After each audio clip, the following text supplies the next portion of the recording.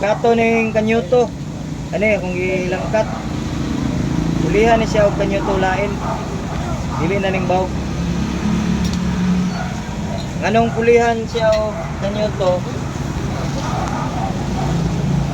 Kani bawog man eh. Ya kani dili bawog. Pulihan ako ni siya og kanyuto ngay ngani para malak na ko ni siya didto sa yantas unya makita ninyo sa akong pagbuhat. Ako sa nakasipulon dra ana.